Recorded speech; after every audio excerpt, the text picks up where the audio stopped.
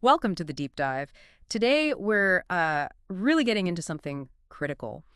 How information gets twisted, how misleading stuff spreads. Hmm. We've looked at a whole bunch of material on this media manipulation, misinformation, how to engage responsibly. Yeah, the goal really is to understand how this misinformation spreads, what it does, and maybe most importantly, what we can all do about it, how to navigate it better. Exactly. And the sources we've got cover quite a range, don't they? They do. We've got analyses looking at misinformation during big crises like the COVID pandemic, the war in Ukraine, Right. and then there's the whole area of deepfakes, AI generating misinformation. Yeah. It's fascinating, kind of scary too. Definitely. And we also touch on the money side of things, the economics of fake news. Yep, that's in there. Plus the legal and ethical questions, which are, well, pretty tricky. And finally, strategies like how to improve digital literacy, think more critically. Okay, so the mission for this deep dive seems pretty clear. Give you, our listeners, a better handle on these challenges and some, real tools for dealing with media responsibly. Precisely. Actionable insights. All right, let's jump in. The landscape of misinformation. What are we actually talking about here? What is misinformation today? Well, at its core, it's just false or inaccurate information. Simple enough, right? Seems so. But the kicker is how fast it spreads online and the harm it can cause. It's not just wrong information. It's often information that taps into existing fears, anxieties, distrust. Oh, okay. That makes sense. Like playing on what people already feel. Exactly. It finds fertile ground, especially when trust in, say, traditional institutions is low. We definitely saw a lot of that during the COVID pandemic, didn't we? It felt like just a constant flood. Oh, absolutely. Remember all those theories about where the virus came from? Miracle cures. Ugh, yeah. The drinking disinfectants thing was terrifying. Right. And dangerous. And what was really striking was how platforms like Twitter, well, social media in general, became channels for this stuff to spread like wildfire, even from, verified accounts sometimes. Verified accounts, really? Wow.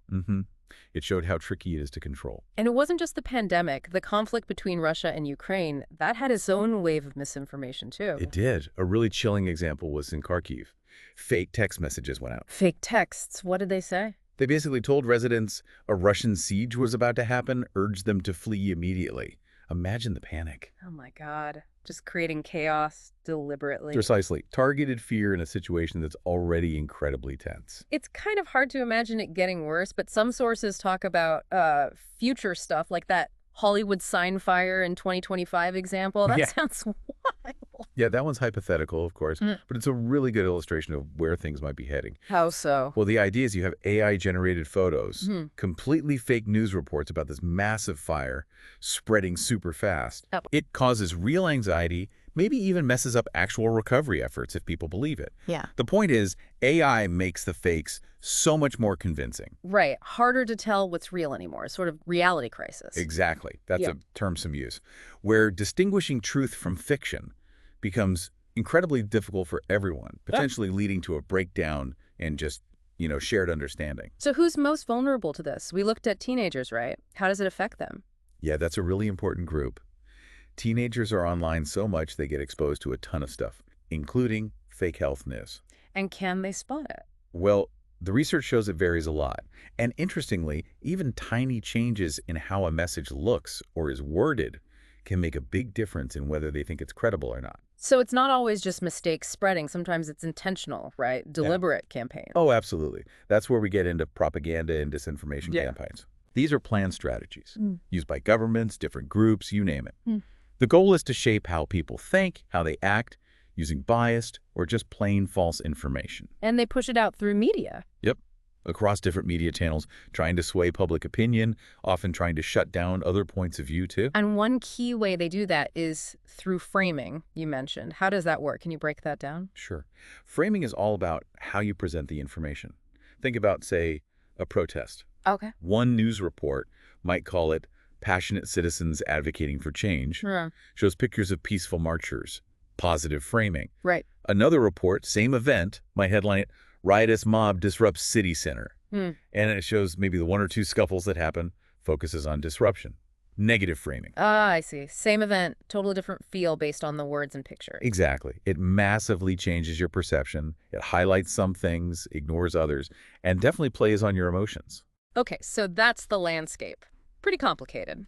Now, how is this stuff actually made and spread, especially with, AI and deepfakes entering the picture? Right. This is where it gets really interesting, technically speaking. Deep fakes and AI-generated misinformation. Deepfakes first. What are they, precisely? So deepfakes are synthetic media, Yeah. basically using AI to convincingly put someone's face or voice onto someone else in a video or audio clip. Okay, that sounds potent. And AI-generated misinformation is broader. Yeah, that's more of an umbrella term. It covers any false stuff made using AI tools. Could be fake news articles, fake images, even cloning someone's voice. Voice cloning, too. Wow. How do they actually do this? Is it hard? Well, the methods are getting more sophisticated, but also worryingly sometimes more accessible. There's specific deepfake software out there. Right. AI voice cloning tech is advancing fast. Techniques like face swapping, making lips sync up realistically in videos, and then you have these powerful generative AI models. Like ChatGPT and image generators. Exactly. They can create incredibly realistic, fake content, basically from scratch, just based on prompts. Often, it involves two AIs kind of battling. One tries to make the fake, the other tries to spot it, Yeah. making the fakes better and better over time. Man, it really sounds like a double-edged sword. Our sources mentioned good uses, but also some serious risks with AI in media. For sure. On the plus side, think entertainment. De-aging actors, right? Creating new kinds of art, making content accessible with synthesized voices, even useful for training simulations. Okay, some benefits there, but the downsides. They're pretty significant. Mm. A big one is just the erosion of trust. Can we believe what we see or hear anymore? Yeah, that's a big one. Then there's the sheer scale. AI can amplify fake news massively. New cybersecurity threats, too. Imagine voice cloning used for scams. Oof, like pretending to be a family member. Exactly. And then there's emotional manipulation. Content crafted by AI specifically to make people angry or scared or to push a certain narrative. Yeah. It's concerning. And let's not forget the money angle. Fake news isn't always just political, right? There's an economic driver, too. Oh, absolutely. The economics are huge. A lot of it is driven by simple ad revenue. Clickbait works, even if it's totally false. Get the clicks, get the ad money. Precisely. But it goes beyond that. Fake news can be used to deliberately distort markets, stocks, crypto. Affecting real money. Yep. And brands can get hammered if they're associated, even accidentally, with fake news. Loses trust. And then there's just the cost of fighting it all. It takes resources. Did the sources give any, historical examples of this? Money-driven fake news isn't totally new, is it? No, not at all. It's fascinating, actually. Think way back like the South Sea bubble in the 1700s. Okay. Exaggerated, misleading reports were key in pumping up that stock price before the huge crash. Or the Great Moon hoax in the 1830s. Oh, what? Yeah, a newspaper just made up stories about life on the moon. Bat people, I think. It boosted their sales for a while, even fooled some investors. That's incredible. Anything more recent? Well, if there was that fake Warren Buffett letter back in 2008, caused a temporary jump in Berkshire Hathaway's stock, triggered an SEC investigation.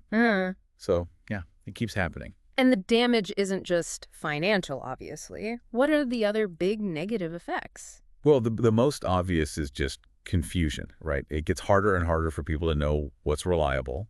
It can cause real public panic. Think about rumors of, I don't know, food shortages or something. Yeah, that can spread fast. It fuels polarization, too, divides society. And it can absolutely wreck reputations for people, for organizations.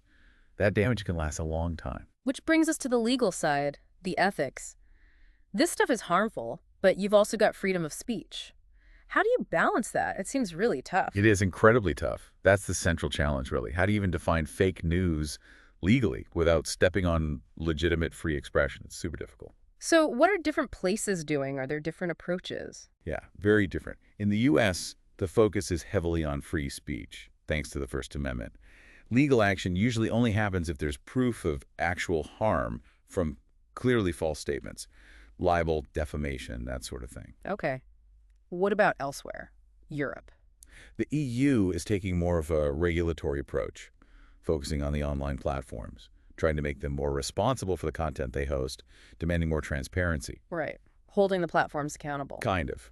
Then you have places like Singapore, where the government has taken pretty direct powers to order takedowns of what they deem false information. A much stronger government hand there. Definitely. And Brazil, for example, is actively working on new laws right now.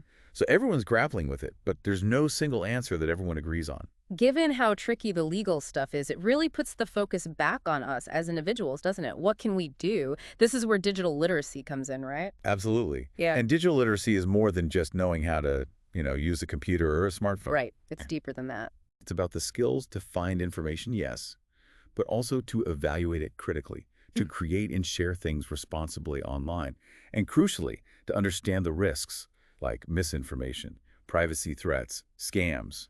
And if people don't have those skills, if digital literacy is low, what are the dangers? Well, they're just much more vulnerable to falling for misinformation, obviously, but also getting caught in online scams, experiencing cyberbullying. Yeah. It can even affect mental well-being and just how effectively people can participate in society, in democracy. If your understanding of the world is skewed by bad info, that's a problem. So how do we get better at this? How do we boost our digital literacy? It's really an ongoing thing. It starts with learning the tools, sure, but then it's about practice and developing a kind of mindful, careful approach to what you see online. Like media literacy. Exactly. Media literacy is a huge part of it. Being critical of sources, understanding how media messages are constructed. Yeah. There are resources out there too, like that platform in Ukraine, Data Digital Education, offering courses for everyone. That's cool. The sources also had some pretty simple tips for just sharing stuff responsibly. What should we keep in mind before we hit share? Yeah, some good basics there. First, just think. Pause. Is this true? Does it need to be shared? Could it be a rumor or maybe intentionally misleading? Okay, pause and think. Good advice. Respect privacy. Huge one. Don't share someone else's personal stuff without their okay. Definitely. Always try to check the source. Where did this actually come from? Is it reliable? Right. Trace it back if you can. Think about your own digital footprint. What does sharing this say about you? Be kind, be respectful online, even when you disagree. And, follow the rules of the platform you're on. That all sounds like solid advice. What about during a crisis? Things are chaotic, emotions are high. How do you assess information then? It feels even harder. It is harder. That's when you need to be extra careful. Look out for social media accounts that seem suspicious. Maybe they were just created, or they only share inflammatory stuff. Okay, red flags. Stick to sources you know have a good track record. Establish news outlets, reporters you trust, places with fact checkers. Be really wary of super partisan sources that just tell you what you want to hear. Yeah, the echo chamber effect. Exactly. And critically, if you see something that looks fake or abusive, report it. Use the platform's tools. It actually helps. Okay, so that's about evaluating external info. But we also need to work on our own thinking, right? Critical thinking skills. Absolutely fundamental. Critical thinking isn't just being critical like negative. It's about actively questioning things. How so? Asking why, digging deeper, scrutinizing the source, checking the evidence, being open to changing your mind if new facts come along. That can be hard. It can. It also means thinking logically, trying to understand cause and effect, looking for assumptions, spotting faulty reasoning. It's really linked to creative thinking, too. Helps you solve problems. You often hear about the 4 C's these days. Right. Collaboration, communication, creativity, and critical thinking. Those are the ones. Seen as really key skills for everything now. So how do we actually get better at critical thinking? Are there steps? Well, it's a process. It starts with asking good questions, reasoning things out. That means searching for info, really understanding it, checking in those sources again. Okay, questioning and reasoning. Then connecting and evaluating. Okay. Analyzing what you found, interpreting it, seeing how different ideas link up, and then forming your own opinion based on the evidence. Right, not just accepting someone else's take. Exactly. And the final stage is using that thinking for decisions, for action, identifying the best way forward, making a plan. Were there any, practical activities mentioned for building these skills? Yeah, a few good ones. Engaging in debates, structured ones, is great practice. Forces you to see different sides, build arguments, defend them. I can see that. Creating concept maps can also be really helpful. Visually mapping out ideas and how they connect helps you structure your reasoning. Like mind maps. Sort of, yeah. And using specific thinking routines. Things like the 4C routine: connections, challenges, concepts, changes, or C, think, wonder. They give you a framework to analyze things more deeply and reflect. Okay, so it's a mix of individual effort and maybe some structured exercises. Looking bigger picture now, beyond what we can do ourselves, what about broader strategies? How do we prevent misinformation from spreading so widely in the first place? Yeah, there are definitely bigger things needed. Supporting fact-checking organizations is huge. We need those independent groups digging into claims. Like Snopes, PolitiFact, those kinds of places. Exactly. Promoting their work is important. Then there's education. We really need solid media literacy education integrated properly into schools. Teaching kids early how to navigate this stuff. Yep, and encouraging everyone, all users, to report misinformation when they see it. Make it easy, make it effective. What about the platforms, the Well, algorithms? that's a big piece of the puzzle. Tech platforms need to keep refining their algorithms so they don't inadvertently boost sensational false content just because it gets engagement. That's a real challenge. Yeah, the engagement trap. Right. So ultimately, the conclusion seems to be skeptical of suspicious stuff, always try to fact check before believing or sharing, report the bad actors, and just be wary of misleading content, especially videos, which can be very persuasive. This has been, wow, a really thorough deep dive. It's clearly a massive issue, constantly changing. Just to kind of wrap up the main points, misinformation is complex, it has real-world impacts. Definitely. Serious consequences. And it's fueled by tech, by economics, by psychology, lots of factors. And this is the important part, it's not hopeless. By working on our own digital literacy, honing those critical thinking skills, supporting fact checkers, we can all become more informed, more responsible. Exactly. We can navigate it better. Each of us has a role to play. Absolutely. So maybe a final thought to leave our listeners with. Considering how fast AI is moving, how sophisticated it's getting, how do you think our strategies for fighting misinformation will need to change in the next few years? How do we stay ahead? That's the million-dollar question, isn't it? But Yeah, definitely something to keep thinking about. it really is. Well, thanks for joining us on the Deep Dive.